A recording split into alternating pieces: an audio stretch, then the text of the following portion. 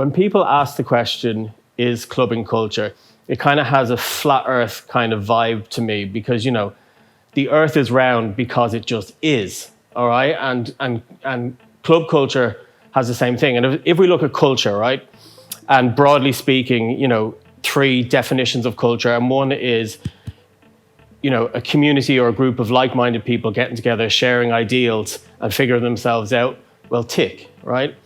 And if you think, well, arts and culture, well, dance music is music and music is art, so tick. And then if you think of the kind of scientific version, which is like a load of little organism buzzing about in a Petri dish, well, tick. So like by its very definition, clubbing is culture.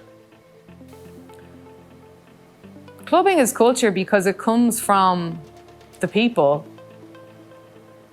and it creates a creative force that is undeniable. I think saying that of course clubbing is culture because humans socializing in a creative space where art is happening in the speakers and on the walls and wherever else is a massive cultural force. And the cycles of club culture have moved the broader culture, which has moved society, which moves politics. When you go all the way back to, the miners having their heads cracked open and rave culture emerging, or, disco and its intersection with the later LGBT rights movement in the US, or, the amount of like DIY grassroots clubbing culture that was happening in Ireland. It's no accident that massive youth-led grassroots political movements emerged from that. Of course it did. People were hanging out and they were talking late at night. Everybody knows that when people are hanging out talking late at night, you start to solve the world. And if we remove that from our society, if we judge it, if we curtail it, it's damaging for us all. You may not notice it yourself. You may not want to, go in somewhere and pay a tenner and dance to techno. But the impact of those gatherings has a broader social impact, and it's very, very, very healthy.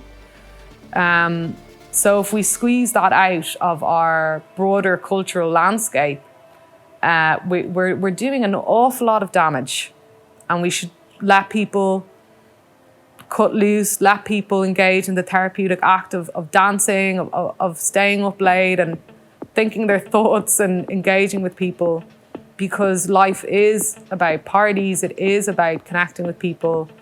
And, one of the best places to do that is on the dance floor. In one line, I would say clubbing is culture is spending time with your chosen family. The environment is building a society. It's shaping people's perceptions as well on what life is and what coming together looks like, and celebrating the one thing that we all probably can't live without, which is music. And creating those spaces where people can be themselves and celebrate themselves and celebrate others and celebrate whatever it is that, they can achieve. I think that's why clubbing is culture. I think it goes both ways. Culture is clubbing as well. It's the same thing, basically. It's just creating an environment where people can just celebrate and be themselves. Clubbing is culture to me because it's just endless. It's unrestricted. There's a future there for me in my head of clubbing is everything. It's not just culture. It's creativity. It's fun. It's mates. It's business as well. And community, which is the most important thing. So I think clubbing to me is endless. It's not just culture. So when people say they don't understand clubbing, I kind of think, well, I don't understand the Galway races, but I'm not going to stop it happening. And, I'm not going to stop you getting a taxi outside it to go home or buying your hat or whatever. So I guess everybody doesn't need to understand clubbing. I think that for the people that find it, for the young people that find it, for whoever, that it is enough And I think that we have to not think about, oh, how do we shut this thing down? It's like, wow, look at this amazing space where young people can go and be united rather than divided. How do we support that? How do we make it safer? How do we acknowledge it?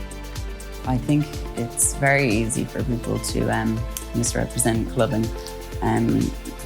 For example, let's say my parents never really went out when they were younger, so when they saw me starting to go to clubs, they were like, oh, you don't need to go. Like, why are you going? Like, focus on your studies or whatever. And I was like, this is kind of part of my studies, you know, the socializing aspect of it. This is the thing. I think people think of clubbing and they think of excessive drinking. They think of abuse of other stuff, and they kind of go, "Oh, right, that's just not a scene I want my kids or I want whoever to get into." But it's a great scene. It's none of those things, yet it's represented as those things, and I think that is a complete misrepresentation. And this is why having clubbing back in Dublin is so important, because I think it tells people that, yeah, there's a proper outlet for people here, and we do value club culture, we value creative culture, we value our DJs, we value the people who work in the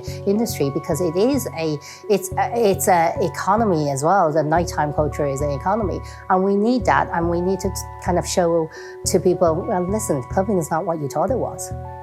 I suppose it has chiseled my thinking, my politics, you know, discussions around personal freedom and liberty.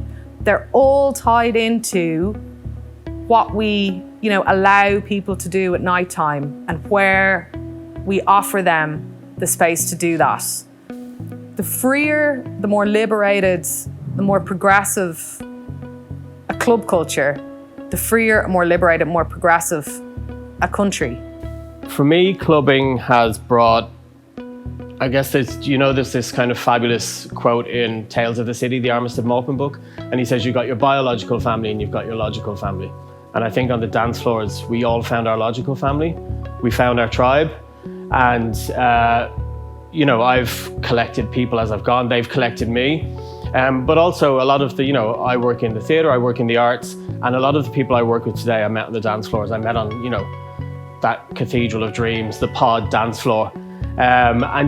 We totally, lost ourselves and discovered ourselves on those dance floors. And to me, it just kind of brought this richness and understanding. And I think that what clubbing offers, in the way that other art forms offer, is it gives us a sense of understanding ourselves. And that's been really important for me.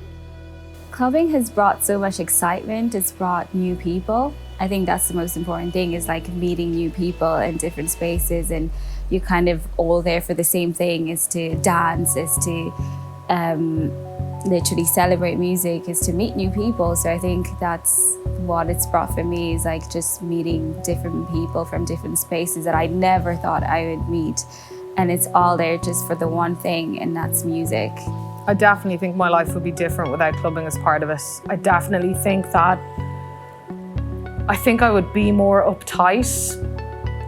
I think that I would struggle to have a sense of release and relief. I think I'd know far fewer people. I think the trajectory of my life will be different. I think without clubs, I don't think I would have become a journalist, because my initial foray was into music journalism. For me personally, I study fashion, so sometimes you wear something crazy on the street and you might get a few side eyes, but if you wear something slightly more out there, let's say in a nightclub, like everyone's like, oh, you look class, kind of stuff. So yeah, I think it's just,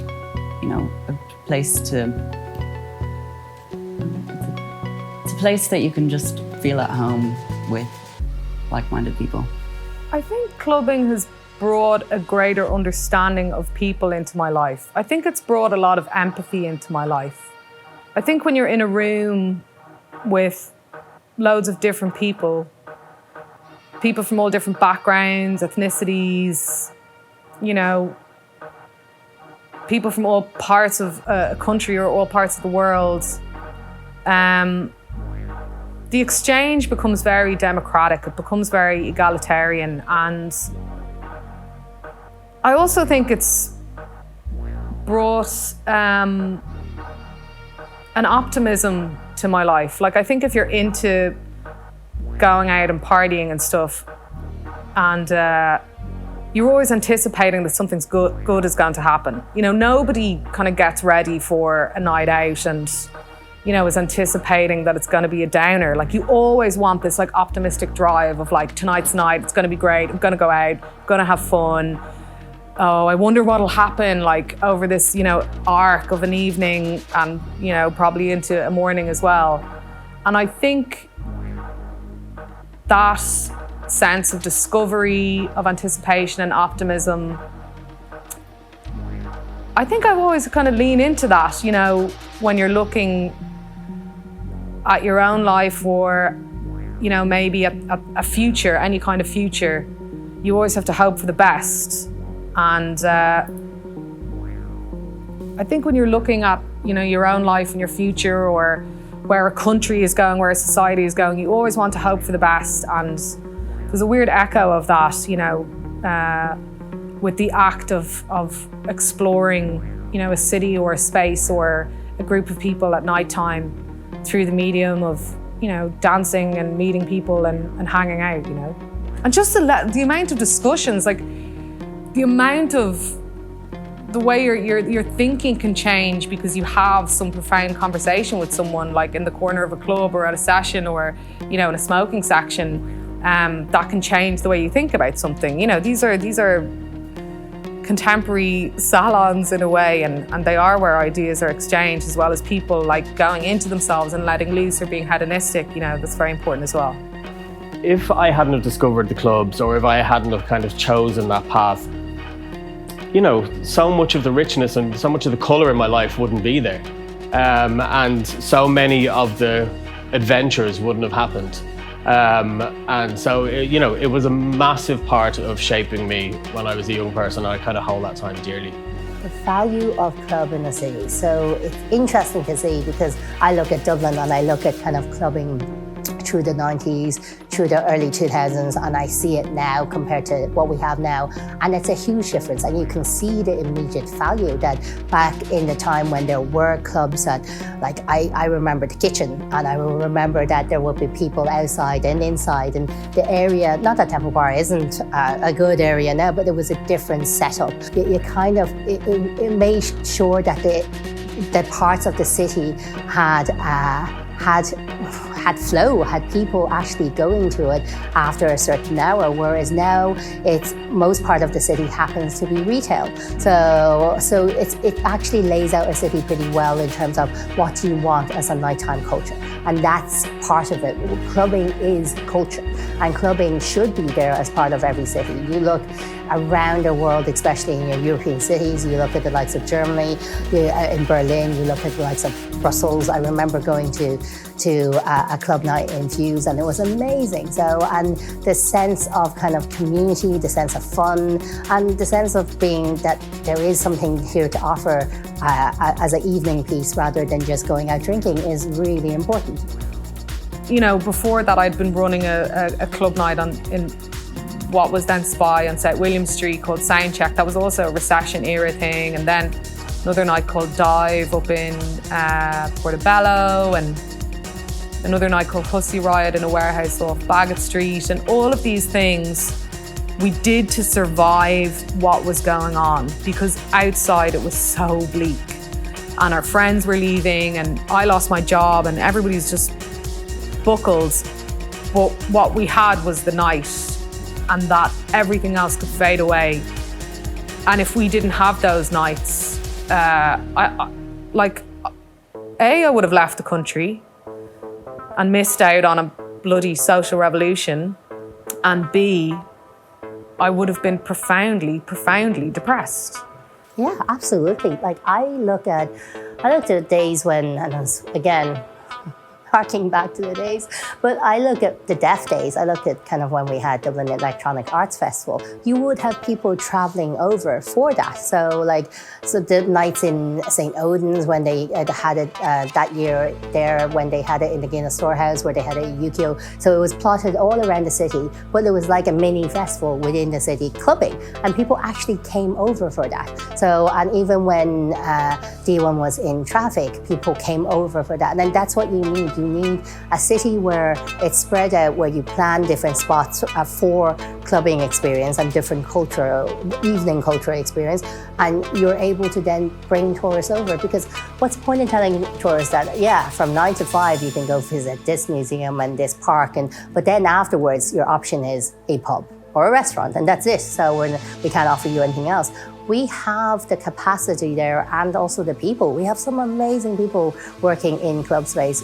Why don't we try to form something that will attract tourists and boost trade here as well? So it's just kind of gone in the last decade, and not just because I had a kid, but mainly because the club culture is gone. We're decimating our clubs in the city, so. Kitchen, Pod, Red Box, the sad thing is a lot of these places are gone. If we don't protect and build a proper clubbing infrastructure now, if we don't hold on to spaces, give people spaces, build new spaces, open up new spaces, convert spaces, and give younger people and older people the opportunity to dig into that infrastructure and make it thrive, we are going to be poor culturally as a nation. This is where people meet and ideas happen. This is where movements are formed. It's where, artists get ideas. It's where people get ideas for business. It's where people get inspiration to start new things, for new festivals, new galleries, new brands, new whatever, new streetwear, new bands, new music. This is it's an ecosystem. It's a habitat, and we're destroying the habitat. And when you destroy the habitat, the things that exist within that habitat die. So if you want, culture and creativity to become extinct, a really good way to do that is to screw over clubs.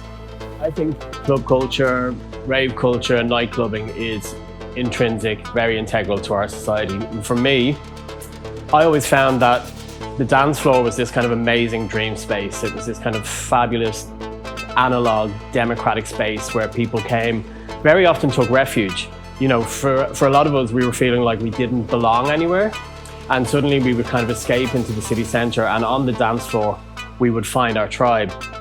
And I think that, you've got this fabulous democratic space, which is, it doesn't matter what class or creed you are. On the dance floor, there is a shared vision, right? And on those dance floors is across Dublin, across Ireland, we were sharing ideas, and we were, building a value system. And often that was about fairness and equality and being sound. It has formed the largest part of my, relationships with friends and my social activity. So when you remove, the biggest chunk of how you actually relate to people and where you're relating to them. I feel extraordinarily bereft, particularly at this time, but I have felt kind of stages of, feeling that lack, I suppose, as club culture has been infringed upon in Dublin City, for example, with the demolition of our spaces and, with the licensing laws as well. So it's such a massive part of how, my formative years, my 20s and now. And I just miss it so much. I cannot describe how much I miss it. Club culture is important to me personally because it's where I mostly feel at home. I think music is a huge part of the culture. And I think it brings people together, especially it's the one environment that also celebrates diversity. There's different people from different countries, different spaces, different music tastes, and people just come together to have fun and just vibe out. And I think that's really important. the fact of like, you never know what's going to happen on a night out. So if you didn't go for that one drink or one smoke, you wouldn't have talked to this person who introduced you to this person, and then you might not have done so-and-so. So that has happened for me quite a lot, and I kind of do leave it down to clubbing. Some of the best opportunities that I have ever gotten have been through just going on a night out. If I said to you, name a cultural institution where a community go to stare in one direction, to have a transformative experience, you could say that was a theatre, you could say that was a cinema, you could say that was a church, or you could say it was a nightclub. All right, so it's you know, that already exists. That doesn't need any justification. You know, we could talk about why everybody goes to mass every week. You know, we could talk about why everybody goes to see a Hollywood blockbuster that has the same ending each time. You know what I mean? So I don't think there should or needs to be any justification for clubbing in unto itself. It's like English is a foreign language after all these months.